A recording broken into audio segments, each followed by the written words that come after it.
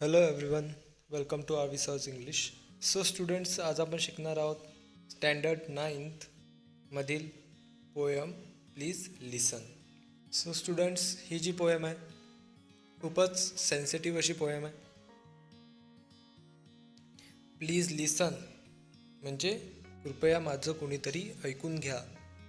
अशा प्रकारे हा पोएट कोणाला तरी त्याचं म्हणणं ऐकून घेण्याची विनंती करतो आहे. आपल्या 9thच्या पोर्शनमध्ये ही पोयम ॲड का बरं केली आहे, याचं कारण काय आहे? तर क्लास 9thमध्ये जेव्हा आपण जातो, आपलं वय जेमतेम 15-16 वर्ष हे असते, म्हणजे टीनएज. आणि हे टीनएज हे असं वय आहे की यामध्ये मुलांना अनेक भावनिक गुंतागुंत ज्याला म्हणतो आपण, त्यामधून जावं लागतं. अशा वेळेस मग अनेक प्रॉब्लेम त्यांच्या जीवनात येतात,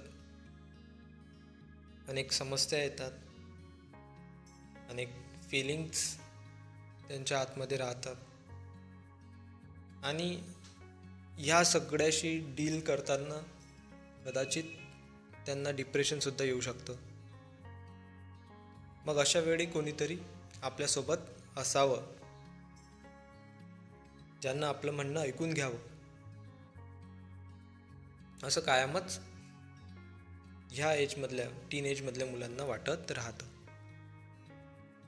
आणि म्हणून ही पोयम आपल्या अभ्यासक्रमात दिलेली आहे, जेणेकरून समोरच्या व्यक्तीकडून आपल्याला काय अपेक्षा आहे, त्याने आपलं म्हणणं ऐकून घ्यावं अशी आपली त्या व्यक्तीकडून अपेक्षा असते. आणि ती अपेक्षा समोरच्या व्यक्तीनं पूर्ण करावी, त्याच्या लक्षात यावं की आपल्याला काय हवं आहे. शिवाय दुसरी बाजू अशी की आपण कोणीतरी असं बनावं की आपले जे जवळचे लोक आहेत त्यांनी त्यांचे प्रॉब्लेमसुद्धा आपल्याशी शेअर केले पाहिजे. आणि आपणही कुठलंच त्यांना इंटरप्ट न करता त्यांचं म्हणणं शांतपणे ऐकून घेतलं पाहिजे, कारण तेवढीच त्यांची अपेक्षा असते. So let's get started. Please listen. When I ask you to listen to me and you start giving me advice, you have not done what I asked. जर मी तुला सांगितलं की माझं ऐकून घे, लिसन टू मी म्हणजे माझं ऐकून घे, and you start giving me advice, आणि तू मला ॲडवाईस म्हणजे सल्ला, आणि तू मला सल्ला देणं सुरू केलं. म्हणजे मी तुला म्हणालो की तू माझं फक्त ऐकून घे, आणि त्याऐवजी तू मला सल्ला देणं चालू केलं. You have not done what I asked. तर जे मी तुझ्याकडे मागितलं होतं की फक्त माझं ऐकून घे, ते तू केलं नाहीस. म्हणजे हा जो पोएट आहे यांनी काय मागितलं होतं, फक्त समोरच्या व्यक्तीला की तू माझं ऐकून घे, पण त्याऐवजी समोरचा व्यक्ती हा सल्ले देऊ लागला. तर जो सांगणार आहे म्हणजे जो पोएट आहे त्याच्या अपेक्षा इथं पूर्ण झाल्या नाहीत. When I ask you to listen to me and you begin to tell me why I shouldn't feel that way, you are trampling on my feelings. When I ask you to listen to me, जेव्हा मी तुला सांगतो की माझं ऐकून घे, and you begin to tell me why I shouldn't feel that way, आणि तू मला सांगू लागतो की मी का बरं असं फिलिंग्स नाही ठेवल्या पाहिजे, किंवा मी अशा प्रकारे फील नाही केलं पाहिजे. समजा एखाद्या व्यक्तीला काही प्रॉब्लेम असेल आणि तो समोरच्याला सांगू लागला, आणि समोरचा त्याचा ऐकून घ्यायच्या ऐवजी त्याला उलट हे सांगू लागला की तू असं फील नाही करायला पाहिजे, अशा भावना योग्य नाहीत, अशा फिलिंग्स चांगल्या नसतात. You are trampling on my feeling. जर तू असं करू लागला तर ट्रम्पलिंग म्हणजे चिरडून टाकणे, तू माझ्या भावना ह्या चिरडून टाकतो आहेस. जर मी तुला म्हणालो की माझं ऐकून घे, आणि तू मला सांगू लागला की माझ्या फिलिंगच योग्य नाहीत किंवा मी असं फील करायला नको, तेव्हा तू काय करत आहेस? You are trampling on my feeling. तू माझ्या फिलिंग्स चिरडून टाकतो आहेस. When I ask you to listen to me and you feel you have to do something to solve my problem, you have failed me, strange as that may seem. When I ask you to listen to me and you feel you have to do something to solve my problem, जेव्हा मी तुला म्हणालो की माझं ऐकून घे, माझं म्हणणं ऐकून घे, and you feel you have to do something to solve my problem, आणि तुला वाटू लागलं की तुला माझी मदत करायसाठी काहीतरी केलं पाहिजे. म्हणजे कधी मी माझा एखादा प्रॉब्लेम तुला सांगायसाठी आलो, फक्त सांगायसाठी, आणि अपेक्षा हीच आहे की तू ऐकून घ्यावं, आणि त्या उलट समोरचा व्यक्ती त्याला असं वाटू लागतं की त्यांनी माझी हेल्प किंवा पोएटची हेल्प करायसाठी काही ना काही केलं पाहिजे, जी पोएटची अपेक्षा नाही. You have failed me, strange as that may seem. जर तू असं केलं, यू हॅव फेल्ड मी, तू माझ्या अपेक्षा भंग केलेल्या आहेस.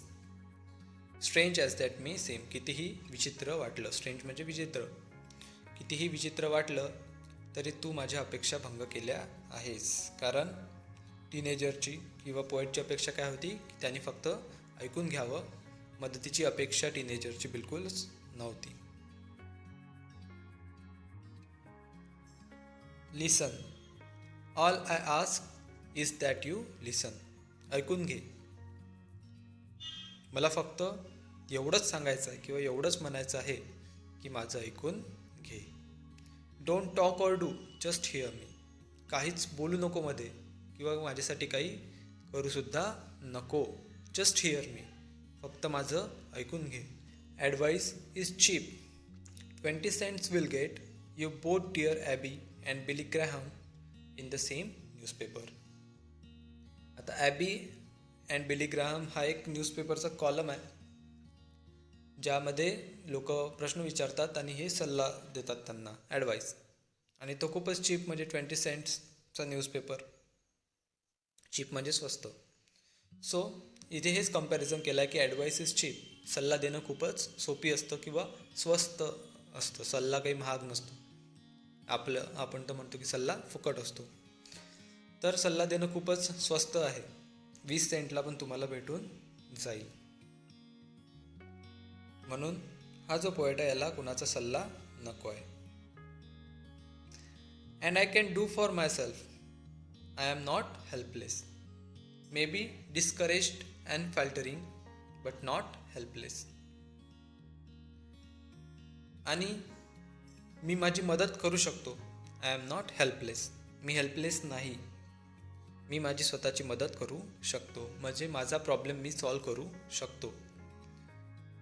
कदाचित थोडा निराश झालेला असेल, कदाचित थोडा गोंधळलेला असेल, बट नॉट हेल्पलेस, पण मी हेल्पलेस नाही. म्हणजे मी माझी स्वतःची मदत करू शकतो, मला कोणाच्या मदतीची गरज नाही. When you do something for me that I can and need to do for myself, you contribute to my fear and inadequacy. आणि जेव्हा you do something for me, जेव्हा तू माझ्यासाठी अशी गोष्ट करतो that I can and I need to do for myself, जी मी स्वतःसाठी करू शकतो आणि केली पाहिजे. म्हणजे आपण कधी कोणाकडे एखादा प्रॉब्लेम घेऊन गेलो आणि त्यानं आपली मदत करायची तयारी दाखवली. मे बी त्याचे इंटेन्शन चांगले असतील, त्याला आपली मदत करायची इच्छा असेल, पण जर त्यांनी जे आपण स्वतःसाठी करायला पाहिजे ते जर समोरचा व्यक्ती आपल्यासाठी करू लागला, you contribute to my fear and inadequacy, तेव्हा नकळत तो काय करेल, he will contribute to our fear, म्हणजे तो आपली भीती, आणि इनॲडिक्वन्सी म्हणजे अपुरेपणा, तो आपली भीती आणि आपला अपुरेपणा वाढवण्याचंच काम करेल. समजा एखाद्याला एक्झामची भीती वाटते, एक्झाम द्यायची, आणि त्यांनी समोरच्याला सांगितलं आणि समोरचा म्हणाला ठीक आहे, तुला भीती वाटते, मी तुझी एक्झाम देऊन येतो. Is it good for our self? No. हे आपल्यासाठी योग्य राहील का? बिलकुलच नाही. कारण काय होईल की आपल्या मनातली ती एक्झामविषयीची भीती वाढतच जाईल. आपण एक्झाम देऊ नये, आपण आपल्या व्यतिरिक्त दुसरा एखादा देऊ नये आला समजा, काय होईल? आपल्या मनातली ती भीती कमी होईल का? नाही, तर ती वाढतच जाईल. म्हणजे ज्या गोष्टी आपण स्वतःसाठी करायला पाहिजे त्या जर समोरच्यानं किंवा दुसऱ्या व्यक्तीनं आपल्यासाठी केल्या तर he will contribute to our fear and inadequacy. But when you accept as a simple fact that I feel what I feel, no matter how irrational.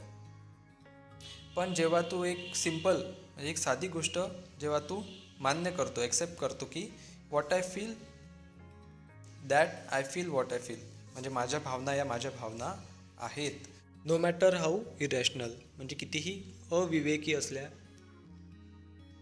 तरीही माझ्या भावना या माझ्या भावना आहेत. Then I can stop trying to convince you and get about this business of understanding what's behind this irrational feeling. जेव्हा तू हे मान्य करशील की माझ्या भावना या माझ्या भावना आहेत, कितीही वेगळ्या कितीही अविवेकी तुला वाटत असल्या तरीही जेव्हा तू हे मान्य करशील की या अशाच माझ्या भावना आहेत, तेव्हा then I can stop trying to convince you, तेव्हा मी तुला कन्व्हिन्स करणं, तुला समजावून सांगणं थांबवून देईल. And get about this business of understanding what's behind this irrational feeling, आणि तुला हे सांगील की माझ्या अशा अविवेकी किंवा अशा विचित्र भावना ज्या आहेत, फिलिंग्स ज्या आहेत, त्याच्या मागे कारण काय आहे, त्याच्या मागचं कारण काय आहे. माझ्या भावना कितीही विचित्र असल्या तरी त्याच्या मागे काही ना काही कारण आहे. And when that's clear the answer are obvious and I don't need advice. आणि जेव्हा ते क्लिअर होईल, जेव्हा ते स्पष्ट होईल, जेव्हा मी ते तुला सांगून देईल, the answer are obvious and I don't need any of advice. त्याचा ॲन्सर जे आहे ते ऑब्वियस असेल, म्हणजे त्याचा ॲन्सर मला माहिती असेल आणि मला कुठल्याच सल्ल्याची तेव्हा गरज नसेल. Irrational feelings make sense when we understand what's behind them.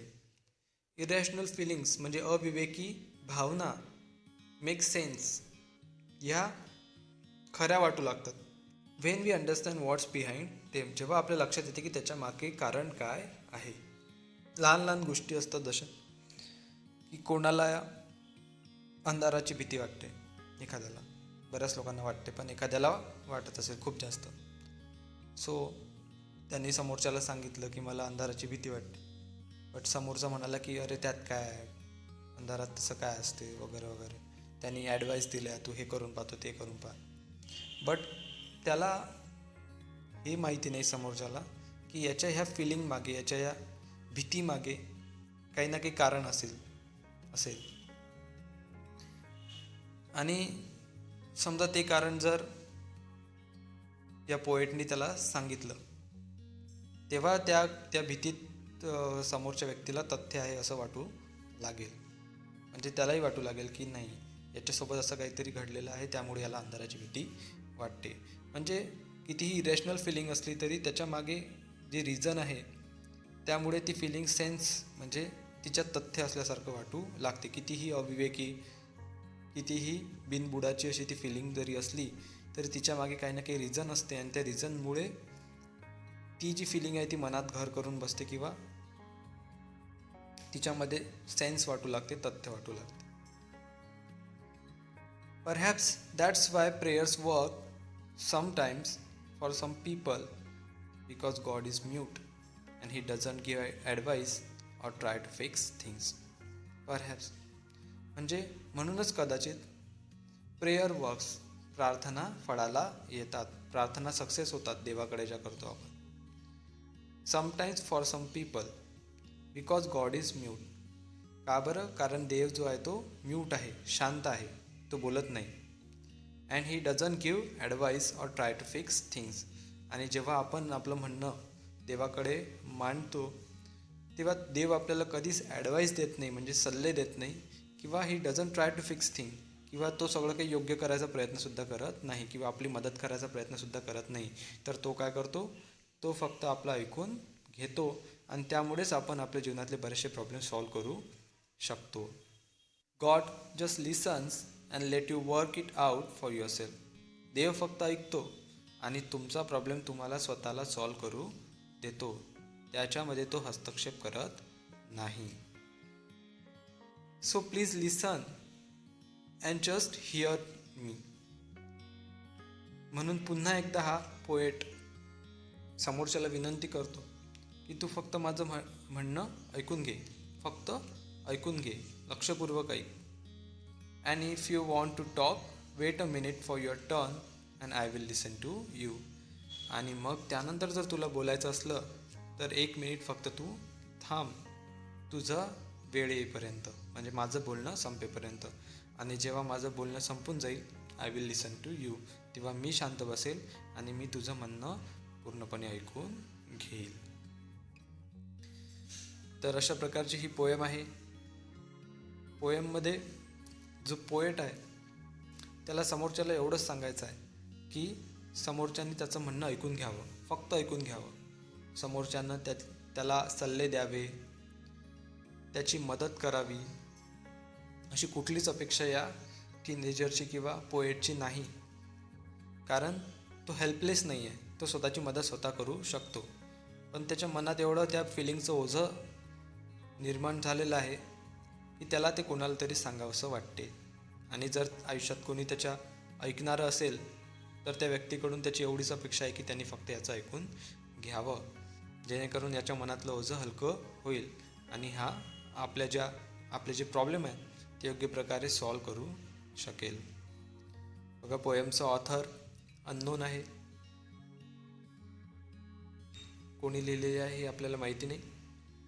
आणि पोएमला कुठलीच राईम स्कीम नाही, म्हणजे पोएम ही फ्री वर्स या प्रकारात मोडते. आय होप तुम्हाला पोएम लक्षात आली असेल, समजली असेल. Please like, share and subscribe to my YouTube channel. I will see you in another video. Till then, take care. Good bye.